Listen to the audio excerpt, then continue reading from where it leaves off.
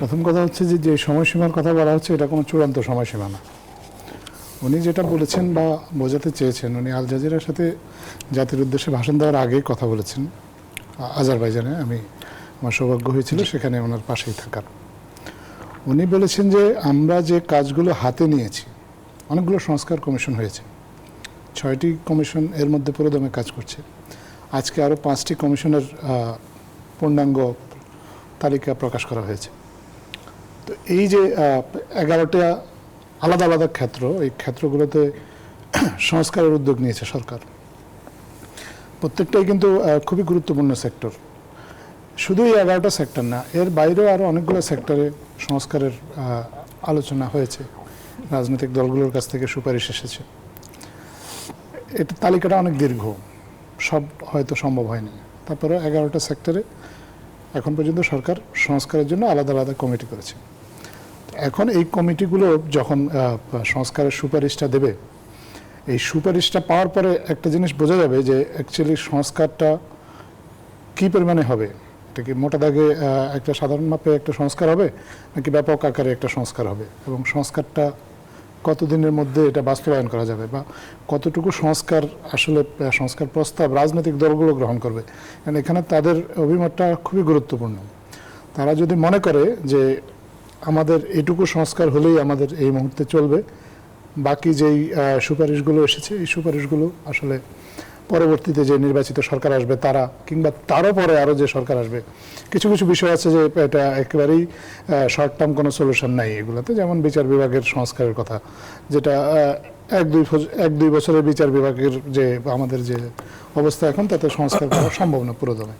তো এরকম আরও অনেকগুলো বিষয় যখন সংস্কার কমিশনের সুপারিশগুলো পাওয়া যাবে, তারপর এটার উপর নির্ভর করবে আসলে এই সুপারিশের কতটুকু গ্রহণ করা হবে, কতটুকু এই মুহূর্তে বাস্তবায়নযোগ্য এবং কতটুকু পরে বাস্তবায়ন হবে। বিষয়টা কি এরকম যে ধরেন এখন যে টাইম ফ্রেমটা সামনে আসলো, সর্বোচ্চ 4 বছর, আপনি বলছেন যে 31 ডিসেম্বর যে সামনে যে সময় আছে, যে এই যে কমিশন যেগুলো গঠন হয়েছে তার 31 ডিসেম্বর তো আসলে প্রস্তাবনা দেবে, তারপরে দলগুলোর সঙ্গে আলোচনা, তারপরে বিষয়টা আরো স্পষ্ট হবে যে আসলে কত সময় লাগবে।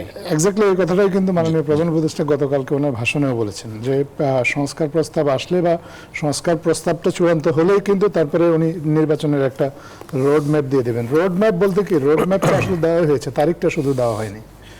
তারিখটা জানা গেলে তারপরে বাকি প্রক্রিয়াগুলো কী হবে সেটা সবাই আমরা মোটামুটি ধারণা করতে পারি।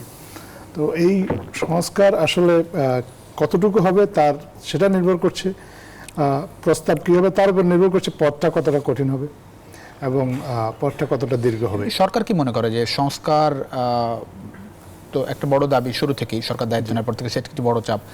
রাজনৈতিক দলগুলোকে সংস্কার কতটা চাচ্ছে বলে মনে হয়? রাজনৈতিক দলগুলোই কিন্তু সরকারকে এই ম্যান্ডেটটা দিয়েছে সংস্কার করার জন্য।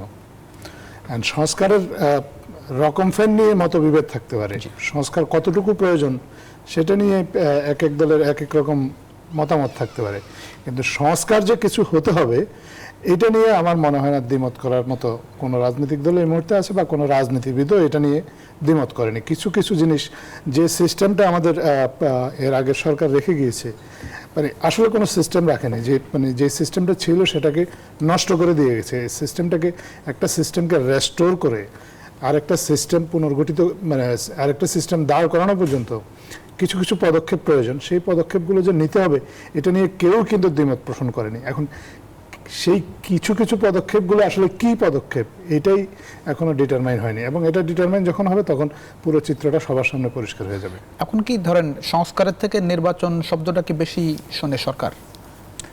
দুটোই শোনে, এবং দুটোই সরকারের আসলে প্রায়োরিটি লিস্টে আছে, দুটো প্যারালালই চলছে, দুটো কাজে। নির্বাচন তো সরকারের প্রধানতম অঙ্গীকার, নির্বাচনের আসলে কোনো বিকল্প নেই রাজনৈতিক ব্যবস্থায়। নির্বাচন হবে এবং নির্বাচনের কার্যক্রম শুরু হয়ে গিয়েছে। যে প্রশ্নটা অমীমাংসিত এখনো, নির্বাচনের জন্য, নির্বাচনের আয়োজনের জন্য আসলে কি কি সংস্কার প্রয়োজন সেটা হয়তো আমরা জানতে পারবো সামনে।